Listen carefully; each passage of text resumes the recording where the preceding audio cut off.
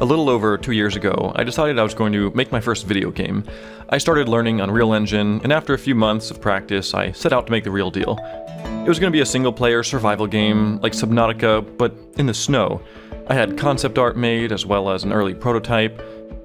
Then Subnautica revealed they're making a survival game like Subnautica, but in the snow. Also, I suck at art, and there was no way I was going to make it look half as good as what I needed. So, what kind of artwork can I do? I'm decent at hard surface metallic stuff. I modeled this sci-fi hallway to see if it looked alright, and yeah, not bad. I'll make a hallway shooter using simple modular hallway segments. You board enemy cargo ships and fight your way to the cargo hold. Actually, it only takes like 10 seconds to run from one end of the ship to the cargo hold, so that won't really work. I then tried an approach where you try to cut through a door into the cargo hold and defend as security tries to stop you. Also, I wrote the story but didn't like it. Also, I made a big salvage freighter from modular pieces, but the performance was terrible and it didn't play well. So then I just made a racing game instead. Not just kidding, that one was a joke. Hey everyone, David here, and today marks 2 years since the day I created the project for Arcadian Rift, a sci-fi first-person shooter where you pirate abandoned space stations and hunt down 3 powerful AI bosses with a strong focus on the narrative and characters. This is a game I have been solo developing in Unreal Engine 4, all being made in Blueprint with no coding. Last year I created a video that summarized the first year of development chronologically, but this year I'm going to go do things a little bit different. First, I'll do the development recap again, showcasing just how many things have been developed so far, but I'm going to go by category rather than chronologically, so it'll be a little easier to follow. I'll be skipping over all the work that was done on tests, prototypes, and all the removed features, and instead just focus on showcasing everything that's actually being actively used for the final game. Then, we're going to actually take a look forward at what's left to do, including the first official roadmap for the project. Along with this, I'll be revealing some new things which I've been keeping secret for a while. Arcadian Rift is available for wishlist on Steam, and if at any point this project looks interesting to you, be sure to check out the link in the description below. But let's not wait any longer and jump into a recap of development. We've got a main menu. You can load into a game or resume your old game with game progress saving. There's a working settings menu where you can change basic gameplay like sensitivity, field of view, and even all your keybinds. There's even functionality for difficulty, which is being used to control a lot more than just enemy health and damage. Loading into the game, we're met with the player ship, the Astral Phoenix. This was the first environment created for the game, and began with the basic layout to get a sense of navigation and scale. The vast majority of modeling, texturing, and lighting has been done here. This includes the cargo hold, holodeck, the bridge, the armory, the medbay, and boarding pod. Only the captain's quarters is remaining, which I'm holding off until some of the late game features are in. There are various dynamic elements working in the ship. We got a holo table you can use to scan for missions and visit objectives. The armory stores all the player's weapons, which can be equipped and swapped out. I made an upgrade station where the player can equip and modify upgrades, which change up the playstyle and gameplay. And on the far wall, you can do custom colors and change the look of every single weapon in the game. This even changes the look of the visual effects and projectiles. In the medbay, you can respawn using the respawn pod and keep track of your deaths on the display. In the cargo hold, you can see how much prismite, the game's primary resource, you're holding. This number will dynamically cause more crates to appear in your cargo hold as if you're carrying more resources. The boarding pod can be launched to depart on missions. This plays a cinematic which transitions you to the levels and helps hide the loading aspect. You can even pilot the pod during this sequence. The console at the front of the ship can be used to travel to Hyperia. This is the primary hub station of the game, where a lot of the story and NPCs are. Many concepts were made for the various interiors, exteriors, and even a few concepts to get a feel for materials, texturing, and lighting. You first arrive in the docks. The modeling for this environment is almost fully complete, matching the concept art we initially set out to create. The lighting has been roughed in, but not all finished. Working our way further along, we come into the main plaza, which has also been almost fully modeled. The lighting is far from complete here. Basic shop interaction has been set up for the purchasing of weapons and upgrades, but no art. The selling of prismite, however, has been given a lot of art, animation, and lighting. The exterior of Hyperia has also been fully modeled, minus the surrounding asteroid environments that you saw from the concept art. Some custom materials were made to be specific to Hyperia to give it a bit of a unique flavor and feel to the other environments. Also, you'll notice the space environment here differs from that on the player ship to also give a contrast in moods. Both of these skyboxes had to be modified and the material adjusted to add the dynamic stars. So let's get into some of the actual gameplay now. The first thing I ever did with Arcadian Rift was the movement and the weapons, and making sure both of those worked together. Each weapon has animations for equipping, firing, reloads, walking in all 4 directions, sprinting, jumping, landing, These animations are unique for every single weapon. I added swimming for all the underwater environments. Okay, that's not actually a thing, but it did add the ability to mantle up onto ledges. Back to weapons, there are 10 in the game, all of which have been fully or mostly completed with unique projectiles, visual effects, sounds, crosshairs, and icons. In addition to the weapons, I created the melee blade with cool effects and a sequence of animations. There's even a bit of knockback to get enemies off you. Not that much. Speaking of abilities, a lot of work has been done on that front. The magnet has been in the game since near the beginning, allowing you to pick up and throw physical objects. Later in the game, it becomes overcharged, allowing you to grapple and swing around in the environment freely. This has easily been the most fun part of the game for me. There's even some nice arm movement, which animates as you rotate and twist. The scanner is now a fully functional tech ability. You can scan through walls to reveal enemies, traps, lootables, and even objectives. Recently, I did a lot of work coming up with the final design and then prototyping the remaining abilities. This is something that will be finished up in the next few months, hopefully. There's also a unique ability which acts as a sort of rage mode, where you can go into a hybrid cyber state and unlock some crazy powers, which will make more sense when you know the story. Other player functionality exists, such as death animations, respawning, checkpoints to load where you left off, and the ability to hide your HUD and even the player arms to take screenshots. On the other side of gameplay, we have enemies. There were a few enemies made early on in the project. These, however, have been fairly lackluster and don't really play very well anymore with the current design. Or they're like the tank and just go crazy in the background when I'm not even paying attention. Or they're like the tank that is just directionally impaired.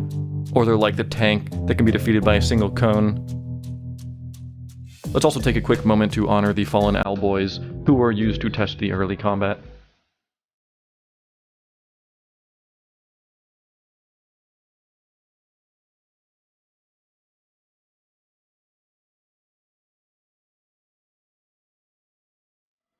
Alongside the enemies, there's a fairly developed wave system used for spawning enemies, controlling when new waves appear, and then performing actions such as opening doors, which always works with no problems at all. Other gameplay things worth mentioning include the loot crates, which we have many different loot crates, which can spawn the prismite which the player collects. There's even a unique loot crate, which is in disguise and will run and try to hide from the player.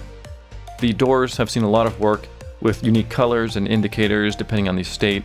They can be opened, or may require power from a power source by solving a puzzle. One of these puzzles is a physicalized laser puzzle where you move pieces around to direct the beam to the destination. Another similar one involves gates that you open and close to alter the path. This one's still in prototype. There are lots of other dynamic and interesting props that change up gameplay, or just simply add some interesting visuals or audio. Way too many to list in this video. For our UI, we've got the HUD, which has seen so many improvements over the years and is finally starting to look pretty good. The ability wheel was made, and then modified further, which now includes time dilation. There's an in-game menu where you can pause the game and access other settings. Pressing tab does a little animation and lets you preview your money and prismite. All the displays had to be created for all the monitors, including this awesome schematic of the ship I made.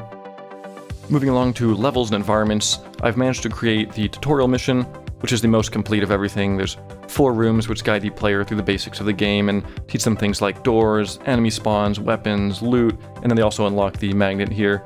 Most of the art and lighting has been complete here. AI Base 1 has also been mostly completed, but will need to be updated eventually with the new enemies and have some adjustments in rooms which don't work quite well anymore. A lot of the lighting and effects have been done here, including the exterior with a unique fly-in sequence. These were some of the first environments created, and I created these unique and somewhat artificial alien-looking materials to make the place different from the industrial spaces. AI Base 2 has been laid out, but will also need a lot of work eventually. This one has no lighting or materials, so you can see it looking a lot flatter. And then the procedural missions, the big meat of the game, outside story missions. I got a custom-made procedural generation system going which can lay out random arrangements of rooms and then dress them up with exteriors so they look good from the outside. Many rooms have been blocked out, and a few have even been given a basic art pass, lighting, and collisions. Or mostly collisions. To speed up the process with art here, I've modeled many 3D surfaces and then baked them down into textures, which I'm using directly on my blockout geometry. These procedural missions can all be previewed from the holotable before departing on missions. I've also managed to assemble quite a large library of original props and assets made for the game. And finally, onto story. The story evolved a lot over the first year and a half, but recently it finally came to a final state with the completion of the entire script. I had the player arms created very early on in the project, But with the story ready to start going in, I had to start creating the other characters. There are the PAL robots, which constitute the majority of characters you interact with. Their design allows me to create variations easily, and they are much easier to animate and implement than humanoid characters, but they're still able to convey a lot of emotions and personality. The 3 larger boss AIs have all been concepted, as well as a 4th, which is no longer a boss, but still a character. When the PALs were made, I spent a while getting the dialogue system working, which led to the creation of these hilarious temporary NPCs. This is your art style. Oh my god! Do the balding! Wait, do the balding! Do the balding! Do the balding!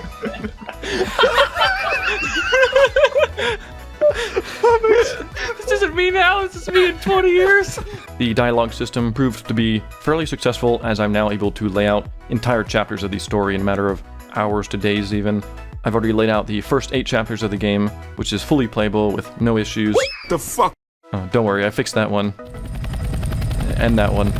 My musician, After Infinity, has also created hours of music sketches for various themes, tones, and settings.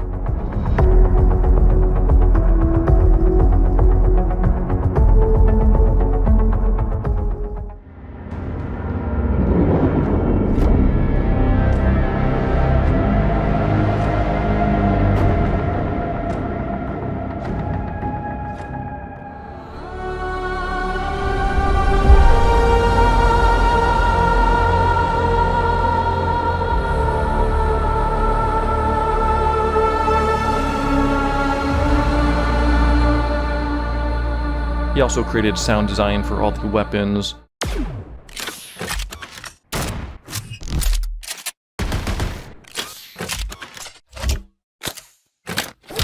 A lot of ship ambience, most of the interactables, and a lot of the most common items. The arena has been set up in the most basic sense. The player can enter the arena, select various challenges, fight through the challenges with a modified wave system, and then achieve new record times. And finally, worth noting, I spent a lot of time creating playable alphas, gathering bugs and feedback, and fixing and improving the game continuously. Also, there are life-size, spherical procedural planets which the player can land on and explore completely. I'm just kidding about that last one. That's actually the majority of overall features and content that have been finished, worked on, or at least started. There are, of course, so many countless other features, changes, tweaks, polish, and fixes along the way that have been done, but I think this list highlights the most important aspects of the game, which have been mostly completed. So that's all great, but it's been 2 years. Some of you have been following this project, or even supporting it for 24 months now. Is there an end in sight? Is it going to be an endless development with no actual release? There actually is a pretty clear path, and the end is in sight, but I've never really shared all this. Until now, this is the roadmap of almost everything left to complete. It's the first time I'm sharing the roadmap for Arcadian Rift, but I think it'll be good for everyone to be aware, and also help me make sure I'm staying on track a little more. In the remainder of this video, I'll go through this roadmap and give a summary of what work is left to do, as well as reveal some new things I haven't shown anyone yet. I won't be spoiling any story specifically, but I will be talking about things like how many missions there are and showing some new characters. So if you want to go into the game completely fresh, I'd stop the video now. Also, I'm 100% positive there will be some other things not on this list that will need to be done, but I tried to at least get the major categories of content and features. So let's jump in and talk about the roadmap.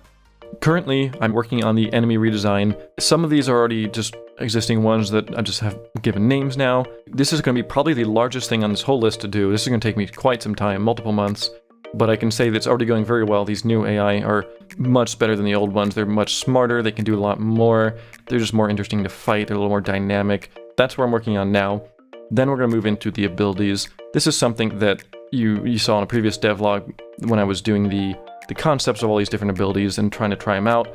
Now that I have the enemies done, I will move on to making sure these abilities actually work with the enemies, finalizing those, giving them all the art and the effects and stuff. And then related to that, there was a few of the weapons that just needed a little bit of updates due to the new kind of combat changes and the Squall having its effects moved around.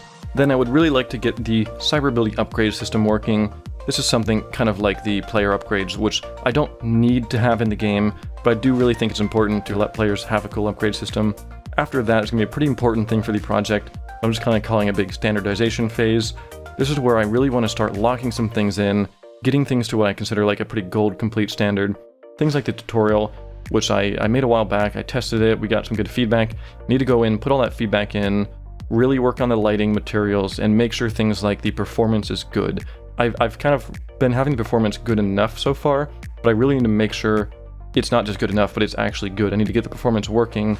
This also involves some things like testing out the story, making sure all the dialogue system is really working with the first 8 chapters before I go lay out the rest of the things.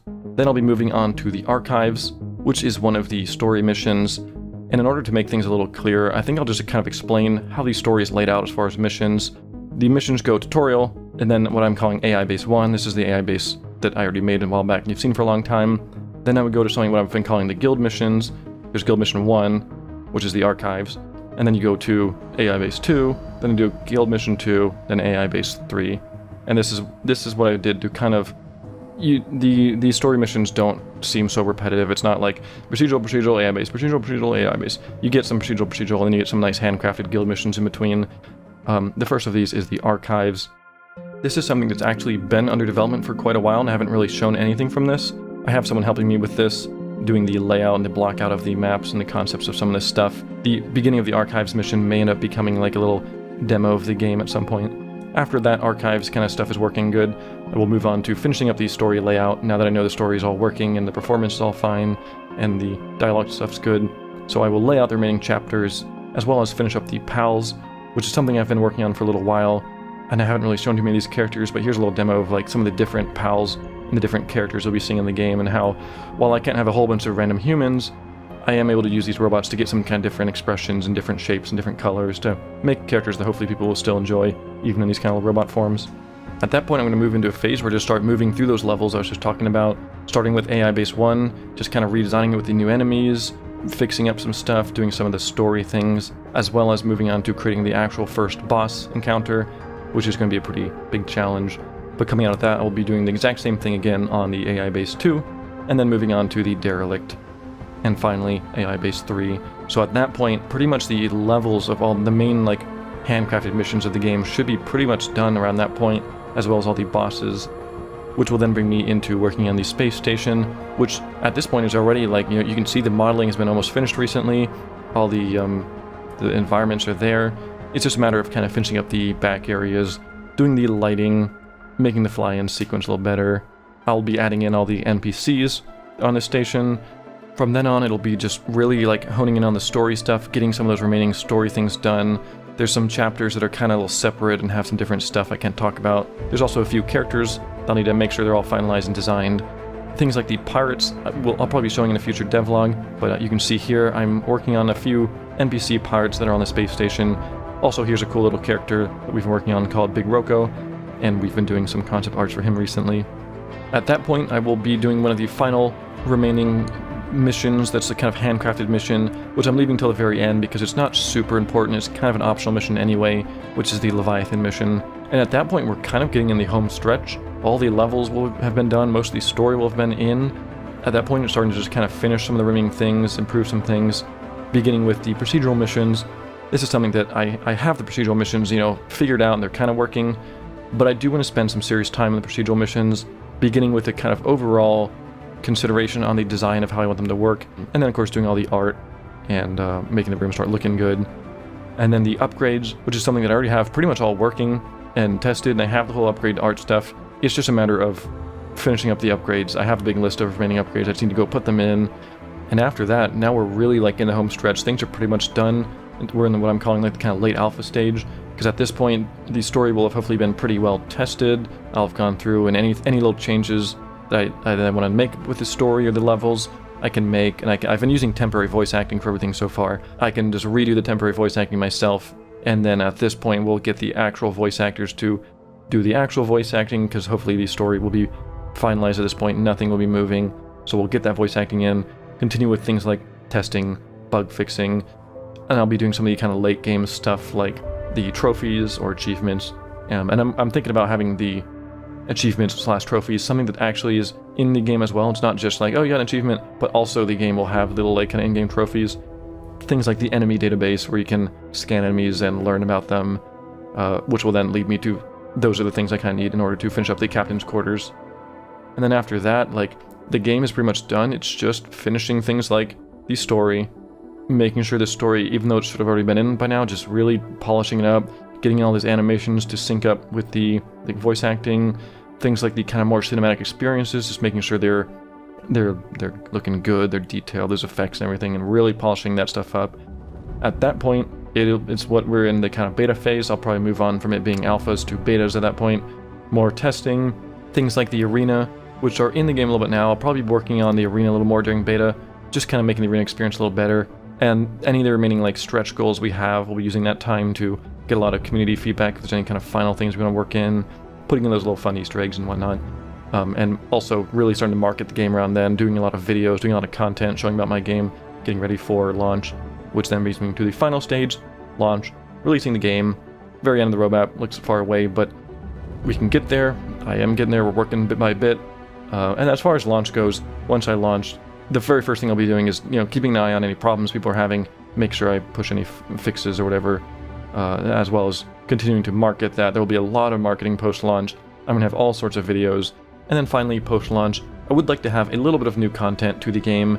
I do want to stress, though, that this isn't going to be like a No Man's Sky that's huge updates coming out every couple of months or whatever, but I do want to have at least a few little content bits here and there, just to kind of test and become familiar with what it's like to update Steam games. Then I'll be moving on to the next game. And that is the roadmap. At the end of every devlog from now until release, I'll be checking in on this roadmap, so it'll be easier for people to see tangible progress. If this project sounds cool to you, please consider wishlisting on Steam with the link in the description. I'm really hoping to hit 50,000 wishlists by launch, and I've still got a long way to go, so every wishlist counts. But that about wraps up the first 2 years of making Arcadian Rift. I know I've said this game has been a solo development project, but that's not entirely true. Although I'm the only full developer, I have had many people help along the way, and I'd like to share a quick thanks and showcase some of the involvement from others. After Infinity, as I already mentioned, has been in charge of all the music and sound, and has created everything you'll be hearing in the game. Badger the Bard assisted in the story, characters, and script writing, making sure the story and characters made sense and were interesting. Finn was the one in charge of modeling Hyperia. Pretty much all the geometry you saw there was modeled by him. He's also the one modeling the AI bosses at the moment. Concept art was done by Kurt, Frizzle, and Flair, and are the reason a lot of the places and items look the way they do. Petru has been helping with the layout and blockout of the Archives mission, as well as giving great game design feedback and ideas. Sophie Cat helped with a few of the more complex rigs. I had many people help review the script and give feedback and edits, and those cool space textures you saw were commissioned from Tim Barton. And finally, I have to give credit to the community. So many of these features, fixes, and ideas have come from the community suggestions and feedback, and although not part of the team itself, I owe a lot of thanks to those supporting me on Patreon. I hope this game will live up to everyone's expectation. So thanks everyone for watching, and go wishlist the game. Go, put it all on your wish list. Put the game in the list of your wishes. Put the game under your list. Wish it and list it up in the wishes. Put the Steam in the wish.